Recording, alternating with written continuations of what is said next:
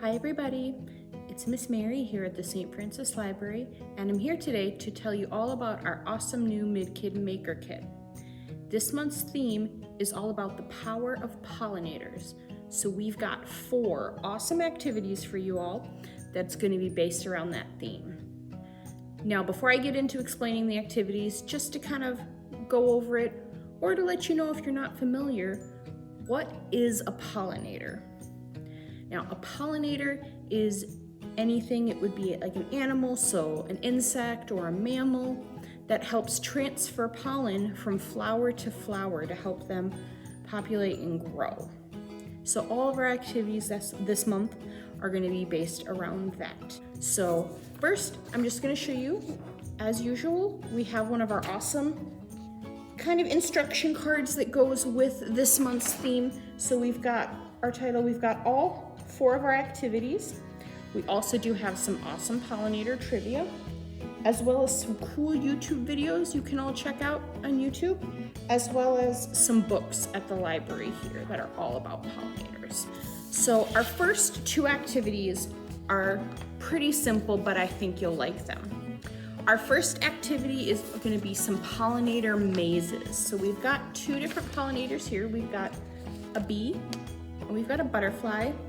So with these 2 mazes, your goal is just going to be to help the bee escape the hive, and for the other one to help the butterfly reach the flower. So those are just 2 fun mazes to go with our pollinator theme.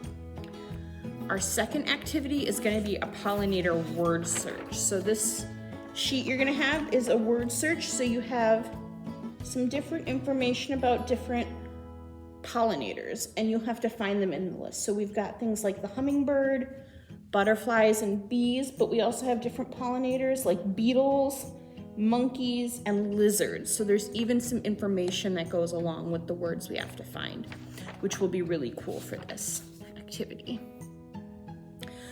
Our third activity that we have for everyone this month is going to be a little more lengthy than the first one. This activity is going to be some pollinator puzzles. So this is an example of our first type of puzzle here. I'll go a little closer so you see it. We're going to be giving you a butterfly that you can decorate and cut out along these lines to make your own puzzle. But we also have a second kind as well. If you don't want to do the paper one, I understand that one might be a little bit harder to cut around all those shapes. We're also going to give everybody a blank little puzzle board like this that you can decorate to make your own puzzle. Now on our sheet, it does say a butterfly puzzle, and I made one that looks like this. It's a butterfly, it mirrors, both sides of the wings are mirrors of each other. But if you don't want to do a butterfly for your puzzle, you don't have to. You can make a different type of pollinator. You could do a bee picture or a lizard or monkeys or anything like that. It's up to you. But the second puzzle we provide is going to be more for your choice of what you'd like to draw. Our final activity we have in this month's kit is probably going to be the longest activity we've ever given you guys.